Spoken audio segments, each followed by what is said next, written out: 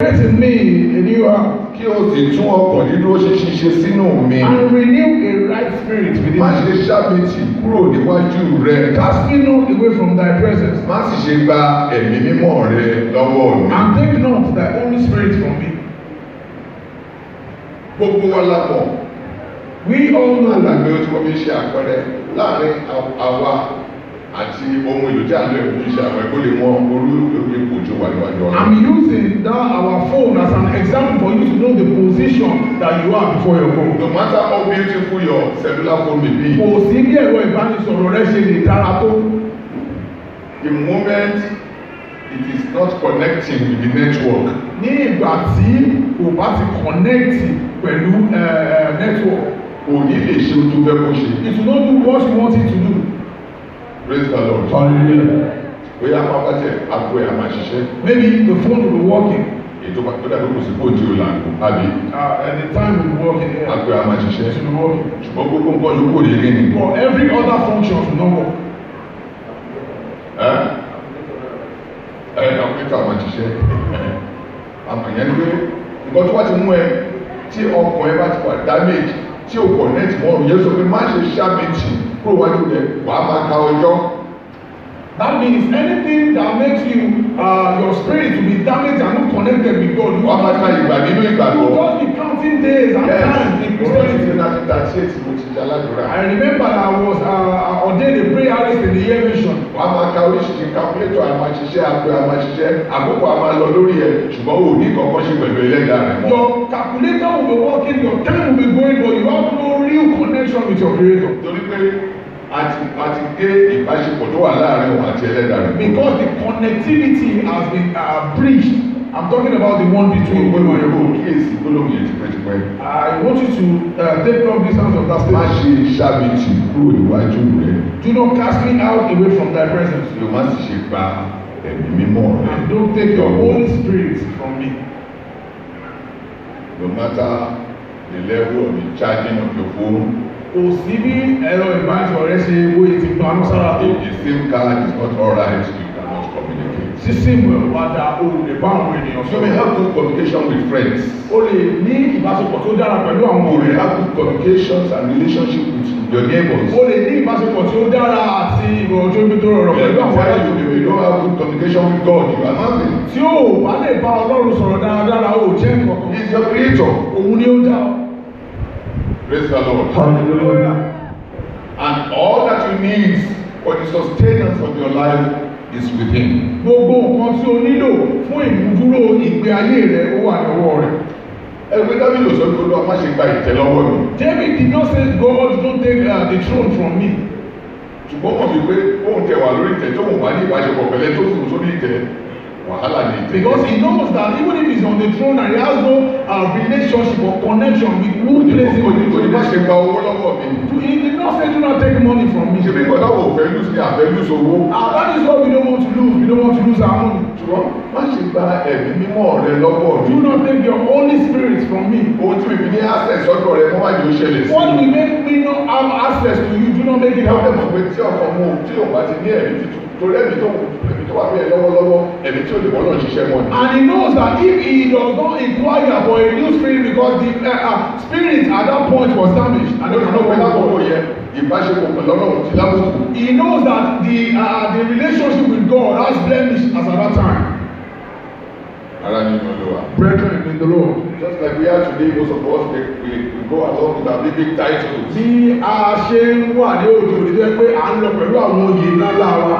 Oh, we occupy a very valuable position in the church. Àwọn ipò tí ó ga jù tí ó dára jù ni a wà nínú ìjọ. People revere all highly. Àwọn èèyàn wọ́n máa ń bọ̀wọ̀ fún wa gidigidi. Oh, people exalt us. Àwọn èèyàn máa ń gbé wa ga dáradára. Àwọn màmá wa ọlọ́lá nínú ìjọ Our yẹn. honourable mothers in the Lord. Àwọn bàbá wa ẹni ọwọ́ nìyẹn. Our spiritual fathers Sometimes and they mothers. respect you because of your big donations to the church. Ní ìgbà mìíràn wọ́n á tiẹ̀ máa bu ọlá wọn máa bọ̀wọ̀ fún ẹ nítorí àwọn owó ńláńlá tí ò ń gbé sílẹ̀ nínú ìjọ. Gbogbo yẹn ni Dábìlì ní ṣùgbọ́n mọ̀ wípé èyí tó ṣe pàtàkì ló ń sọ̀rọ̀ ìbáṣepọ̀ pẹ̀lú ẹlẹ́dàá rẹ̀. David has all those things but he knows that he has lost the one that is most important which is The relationship. Ohun tó sì jẹ́ kí ó ní kó sọ ìbáṣepọ̀ ẹni pé ọkùnrin rẹ̀ sí padà yẹ ó ti bàjẹ́. And what it made him to throw away that relationship was that his spirit, his soul, that means the SIM card of his life has been destroyed. SIM card àti tó ọkàn tó ṣiṣẹ́ tó fi ṣe àwọn ọ̀ràn tó fi lè ṣe tó dára èyí tó wá ṣe tí ò dára mọ́ ni pé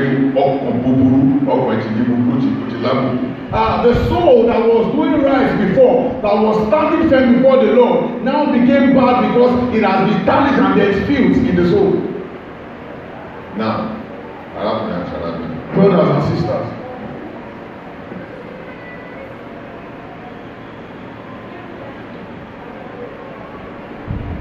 Kí ni o tó mo sọ díẹ̀ ní ẹgbẹ́ ẹ̀rọ mi pé SIM card yẹn ló bàjẹ́ àti bá pàrọ̀. I said it earlier that the engineer said I need to change that SIM card. Wọ́n á fi question bọ́ mi pé kí ló lè bàjẹ́. Then I asked a question that what can spoil the SIM card? Ó ní bóyá ẹ̀yọ́ lọ. He said maybe you are inserting it and removing it. Bóyá ló bí ẹ máa ń sábà jọ kẹ̀kẹ́ púpọ̀. Maybe you do remove and replace it back. Ó sọ àwọn ìfún ní méjì mẹ́ta kan tó lè ṣẹlẹ̀ tó lè bá sí. He mentioned like 3 things that could have been the purpose of the damage of the SIM. Ó ní bóyá ìjọ bọ̀. Maybe you are always putting it and removing it. Nínú fóònù ibi kan ní fóònù ní SIM card gbọ́dọ̀ wà. In the phone there is a placement for the SIM. Ṣùgbọ́n tó bá ti yọ lọ tó ìyọ́bọ̀ kò ní pẹ́ bàjẹ́. But if you are removing it and inserting it, it will get destroyed. Àbájọ ìwọ náà ohun tó bá ọkàn ẹ jẹ́ tí kò fi ṣiṣẹ́ ní ìbámu pẹ̀lú ìfẹ́ Ọlọ́run. So also you little wonder what is destroying your soul or your spirit from working with God. Yẹn pé ọkọ ẹ̀ ò dúró ṣinṣin. That means your stable your soul is not steadfast with your God. Tó bá wá sọ́dọ̀ Ọlọ́run díẹ̀. If you should come to the Lord a little, wà á wọnú ayé díẹ̀. you go to the world a little. Tó bá wá sọ́dọ̀ Ọlọ́run díẹ̀. Come to God for a time. Àwọn ayélujára lórí kò ní àníṣà ìfìtọ̀ Ọlọ́run fọ́ Ọlọ́run. They said what happens is that you give to God what is of God. Why don't you take a bit of Caesar and what does she get? We must give to Caesar as well what belongs to him. Do you belong to Caesar? Ṣé ti Caesar? Let me ask you the question. Who do you belong to? God or Caesar? Tani ajẹ́ tirẹ̀ ṣé Ọlọ́run àbí Caesar? Ṣé ayé ni la jẹ́ àbí ti Ọlọ́run? Do we belong to the world or we belong to God? Ẹ wo tó bá yẹ ká fara láyé kára àfara dára wọ́n jẹ́ ká fọ́lọ́ ṣe àfọ́ntẹ̀ ọmọlọ́run ṣe. See, let's do some things physically and we give to God when it is due. Kò sí ọkàn dídúró ṣinṣin. You are not steadfast with your God. Praise the Lord. Hallelujah. Praise the Lord. Hallelujah. Ìgbà míì SIM card lè wà bẹ́ẹ̀ o dey lose network. Sometimes the SIM card might be there and you lose your network. O yóò shake. Maybe it was shaking. Yes or no? Yes. O yóò shake. Maybe the SIM is shaking. Tí ilé tó ń dání ò bá ti tó dáadáa mọ́ tó bá ti ń sún tó ń sún bọ̀. If the housing of the SIM doesn't stand firm as it is adjusted. Ọ̀pọ̀lọpọ̀ wa láti pé a jẹ́ ọmọ Ọlọ́run tá gbé ìgbàgbọ́ lù tá àpàdé mọ́ tí ìgbàgbọ́ wa dúró ṣinṣin. Many of us we profess that we are a Christian, even people identify as Christian, but our Christianity is not standing firm. Àwọn nǹkan tó ń corrupt ọkàn wa nìyẹn. Those are the things that are corrupting our soul.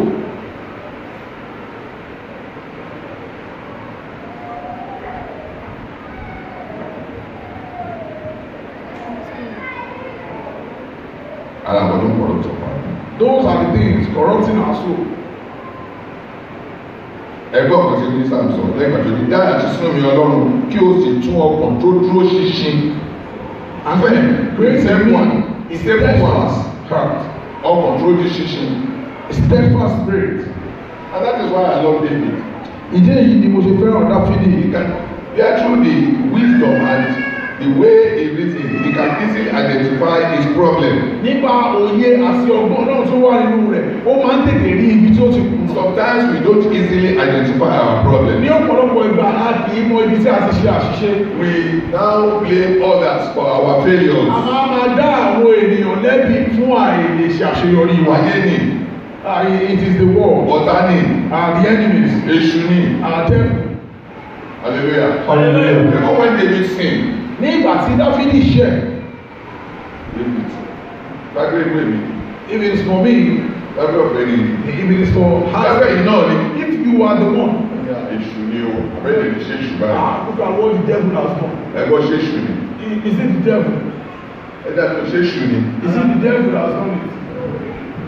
Kí ni? What has caused it is our soul. Your spirit. Ọkọ ẹ̀ tí kò mọ́ tó ti dọ̀tí, ọkàn ní dọ̀tí. Your spirit that is now full of filth, that is so clean, that has been destroyed. Ọkàn tó ti sọ ìmísí Ọlọ́run nù. The one that has thrown away the spirit of God. Not devil. Kò ṣe èṣù. In Genesis, Bible identified devil being the motivator of Adam's sin. Nínú ìwé Genesis, Bíbélì orí Sètánì bí ẹni tí ó rú But in case of David, ṣùgbọ́n kí pàtí Dáfídì it's not about devil. òun ṣe nípa èṣù. Ó mọ̀ ọkàn ọ̀dọ̀ iṣẹ́ burúkú lọ́kàn ṣe. He knows that his heart is corrupt. Sígbà yẹn kò sí ṣiṣẹ́. The sin card has been malfunctioning. Lọ́kẹ̀rẹ̀ ìtọ́ka yẹ kó tẹ wá agbéjù jáde. If you should press one, you should bring out two. Ó ṣe nínú ayé ọ̀pọ̀lọpọ̀. So also how it is in our lives. Ara yín ló ló wà. Brethren in the Lord. Dáàyà ti tún sínú mi Ọlọ́run. Create in me a new spirit, O Lord. Bí o ti tú ọkàn tó lè ṣe sínú mi. And give me a steadfast spirit. When the technician completed the bearing the fold, Nígbà tí ẹni tó ṣe àtúnṣe rẹ̀ tí ó ṣe tán, he gave me some warning. ó fún mi ní àwọn ìkìlọ̀ kan. Dáàdì àti ṣe tán. Daddy, we've done it. Ṣùgbọ́n ẹ láti kíyè sára. But you need to be Ẹ careful. má máa yọ lọ yọ bọ̀ mọ́. Don't take it away and put it back. It's meant to be stable. Ó gbọ́dọ̀ wà lójú kan. A ṣe fún for it to be stable there. Arákùnrin tó bá wà lọ́dọ̀ Ọlọ́run wà lọ́dọ̀ Ọlọ́run. Brothers and sisters, if you want to be with God, be with Gbọ́dọ̀ God. jẹ́ kí ọkùnrin kó papọ̀ dúró ṣinṣin inú ọ̀rọ̀ Ọlọ́run. And you must let your soul stand firm in the word of Ohun God. tó ṣẹlẹ̀ lọ́pọ̀lọpọ̀ tí wá ní pé àkókò tàbí ṣe tẹ̀mí ni àkókò ayé ni ọmọ ẹ̀mí ni ẹ̀ ò ní sọmọ ayé. What is happening to most of us is that we create time for the spirit and of the world. You are a spiritual child and not of the Ìgbà world. tó wà nínú ayé ti kọjá lọ. When you are in the world as past, You know what happens to David? ṣé mo kọ́ tó ṣẹlẹ̀ sí By the Dáfídì? time he committed that grievous sin, Nígbà tí ó dé ẹ̀ṣẹ̀ ńlá yẹn, where was he supposed to be? níbo ló yẹ kí ó wà? Where was he supposed to be? Níbo ló yẹ kí ó wà? Ó yẹ kó wà lójú ogun. He was supposed to be at the war front. That particular time we jẹ́ kí ọ̀ṣẹ́ fàájì díẹ̀ náà. Let me enjoy it. Ṣé ká fi ti Késárì tó Késárì? Let me give to Caesar what belongs to Ọ̀nà him. bá àwáyé wá jagun náà. We have not come to the Bí world to ọ̀tẹ̀ fight. bí ọ̀tẹ̀ fìlà kan bá tó bá lò díẹ̀. As you enjoy it, this will be it. Ẹgbẹ́ kí rúkú dúpẹ́ lọ́wọ́ lọ́rùn. Tẹ̀síwájú nínú kó ẹ̀mí. Praise the Lord. Hallelujah. You see, Christian life is about battle. Ìgbé ayé Kristẹni ó jẹ́ ìgbé ayé ogun. It is not time to relax. Òun ṣe ìgbà Especially spiritually. tí a máa ń fẹ́ yìí tì nípa ti ẹ̀mí. Instead of him to be at the war front, he choose to have fun for a Ìgbà tó while. yẹ kí ó wà ní ojú ogun, ó pinnu nínú ọkàn rẹ̀ láti ní ìgbafẹ́ díẹ̀. Àwọn ọmọ Ọlọ́run ń jagun ẹ̀mí lọ́wọ́. Children of God, we are fighting spiritual Olórí battle. ogun ẹ̀mí The leader of the spiritual battle ó choose láti sinmi fúngbà díẹ̀. chose to relax a bit. Whoa.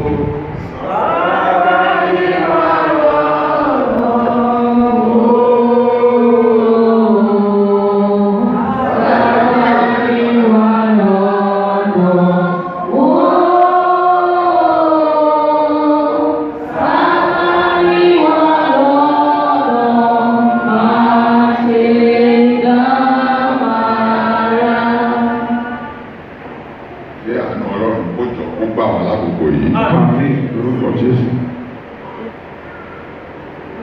Ẹ̀sìkìsà ẹ kíyèsí tẹ mama fi fóònù yẹn sí. Sir, be observant where you place that phone. Ẹ má jẹ́ kó wà níbi tí ò yẹ kó wà. Do not let it be where it's not supposed to be.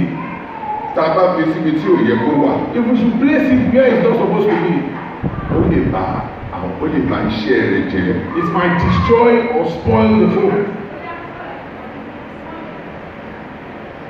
Someone sọ wípé Someone say, ìbùkún ni fún ọkùnrin náà Blessed is the man tí kò rìn ní ìmọ̀ àwọn ènìyàn búburú. that walketh not in the counsel of the Tó lè ungodly, dúró ní ọ̀nà àwọn ẹlẹ́ṣẹ̀. and nor standeth in the way of the Kò sinners, jókòó ní ìjókòó àwọn ẹlẹ́gàn. nor seated in the seat of the scornful. Ṣùgbọ́n nínú inú rẹ̀ wà ní òfin Olúwa. For his delight is in the law of the Lord, Àti ní òfin rẹ̀ ló ṣe àṣàrò ní ọ̀sán àti ní òru. and in his laws does he meditate day and night. Do you know what? Shalom. Irú kan tó ń corrupt ọkàn ènìyàn jù. What corrupts the heart of man mostly? Lórí àkókò wa. Kan tó corrupt ọkàn ènìyàn. What corrupts the heart of man mostly? Ibi tó dúró sí ó lè corrupt your mind. There you are standing can corrupt your mind. If you stay where you are not supposed to stay as a Christian, your heart, your soul will be corrupted. Tí a bá dúró síbi tí ò jẹ́ kí a dúró sí gẹ́gẹ́ bí kìrìsìtẹ́nì, ó lè ṣe kí ọkàn wa ní àbúrò Ohun tí ibi tí ìpéjọpọ̀ tá a lọ. the gathering that we go. Èyí ò jẹ́ sinmi lọ́wọ́ ọkàn lẹ̀ sí. Ọkàn tó gbé lọ síbi tí ò bá ìfẹ́ Ọlọ́run yẹn náà, nǹkan tó ibi tó gbé sí ẹ̀ lọ́rùn máa corrupt it. The soul that you take to where is not a godly gathering in the same place that is not to corrupt your soul. If at that particular time tí Dávídì ò bá lọ sórí òrùlé, ibi ìsọ̀kọ́ lọ sí kí ni orí òrù. If ní ìgbà yẹn tí Dáfídì ò bá lọ, if he no go to the hill or to the top of the house, Ṣé a rí tí ò yẹ kó rí? we need to be able to see what he's not supposed to see. Praise the Lord. Hallelujah.